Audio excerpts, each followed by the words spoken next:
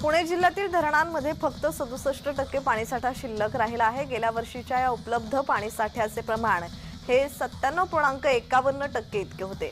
गत वर्षीच्या तुलनेत 60 टीएमसी कमी आहे।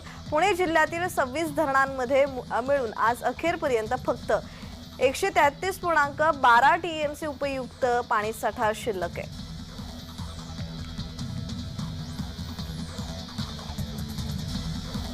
पेण तालुक्यातील खारेपाट भागाला पिण्यासाठी आणि सिंचनाचे पाणी मिळावे यासाठी पेण विकास संकल्प संघटनेच्या माध्यमातून सुरू झालेले आमरण उपोषण आज 6व्या दिवशीही सुरू आहे। सोमवारी संध्याकाळपासून हे आंदोलन तीव्र करण्यात आले असून आंदोलकांनी पाणी पिणे देखील बंद केले आहे। खारेपाट विभागात पिण्याच्या पाण्याचा प्रश्न गंभीर आहे, तरीही इथल्या लोकप्रतिनिधींनी आजवर आमच्या हक्काचे पाणी आम्हाला मिळावे यासाठी काहीही केलं नाही, अशी यावेळी प्रतिक्रिया उपोषणकर्त्यांनी दिली आहे।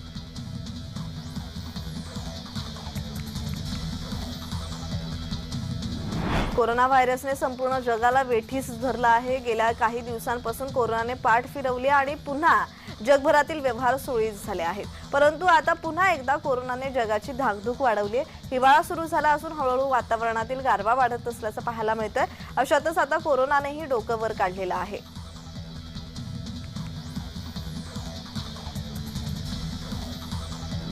मनोज जरांगे यांचा चाहता वर्ग दिवसेंदिवस वाढताना दिसतोय। त्यांच्या सभांना अभूतपूर्व असा प्रतिसाद मिळतो। धाराशिव जिल्ह्यातील माकणी येथील माळरानावर मनोज जरांगे यांचे 1.25 लाख स्क्वेअर फुटावर फायर पेंटिंग साकारण्यात आले आहे। माळरानावरील गवत जाळून हे पेंटिंग साकारलं गेलं आहे। हे आतापर्यंतचे सर्वात मोठं फायर पेंटिंग असल्याचा आयोजकांनी दावा केला आहे।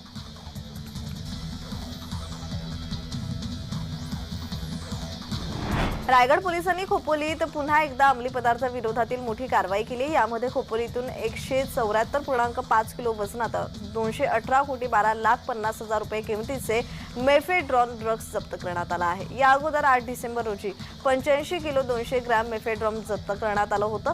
केवळ 4 दिवसात 2 कारवाया करत रायगड पोलिसांनी तब्बल 325,42,00,000 रुपयांचे मेफेड्रॉन नावाचे अंमली पदार्थ जप्त केल्याची माहिती कोकण परिक्षेत्राचे विशेष पोलीस महानिरीक्षक प्रवीण पवार यांनी दिली।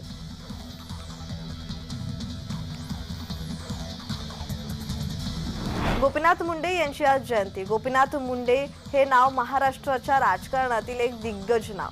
ते भारतीय जनता पक्षाचे ज्येष्ठ नेते होते। गोपीनाथ मुंडेंनी महाराष्ट्रात भारतीय जनता पक्षाचा पाया भक्कम केला। प्रमोद महाजनांच्या सोबत त्यांनी अख्खा महाराष्ट्र पिंजून काढला। आज महाराष्ट्रात भारतीय जनतेचा जो वटवृक्ष वाढलाय त्याचं श्रेय हे निर्विवादपणे गोपीनाथ मुंडेंना जात आहे। राज्यातल्या वंचित आणि रंजल्या गांजल्या समाजासाठी ज्या काही लोकांनी आपलं आयुष्य वेचलं त्यामध्ये गोपीनाथ मुंडे यांचं नाव अग्रक्रमावर आहे।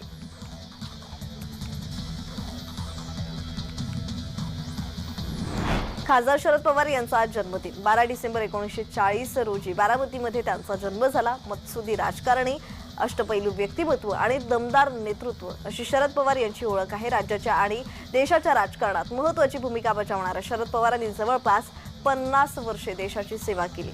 वयाच्या 37व्या वर्षी ते पहिल्यांदा राज्याचे मुख्यमंत्री झाले। नंतरच्या काळात त्यांनी राज्याचे 4 वेळा मुख्यमंत्री, देशाचे संरक्षण मंत्री, कृषी मंत्री म्हणून काम केलेलं आहे। महाराष्ट्राचे मुख्यमंत्री ते देशाचे कृषी मंत्री असा पल्ला गाठणाऱ्या पवारांचं राष्ट्रीय राजकारणातील स्थान अढळ आणि महत्त्वाचं आहे।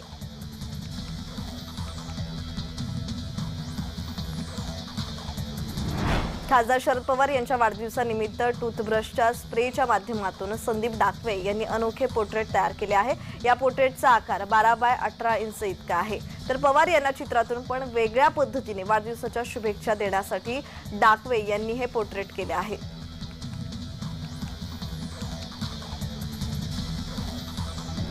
शरद पवार यांना त्यांच्या 83व्या वाढदिवसानिमित्त नाशिककरांकडून अनोखी भेट देण्यात आली। नोटांच्या माध्यमातून शरद पवार यांचा संपूर्ण जीवन प्रवास अधोरेखित करण्यात आलाय। तर नाशिकच्या करन्सी नोट प्रेस मजदूर महासंघाकडून शरद पवार यांना ही अनोखी भेट देण्यात आली। नाशिकमध्ये शरद पवार मुक्कामी थांबलेल्या हॉटेलमध्ये पवारांना शुभेच्छा देण्यासाठी कार्यकर्त्यांची रेघ देखील लागली होती। पवारांच्या हस्ते वाढदिवसाचा केक देखील कापण्यात आलेला आहे।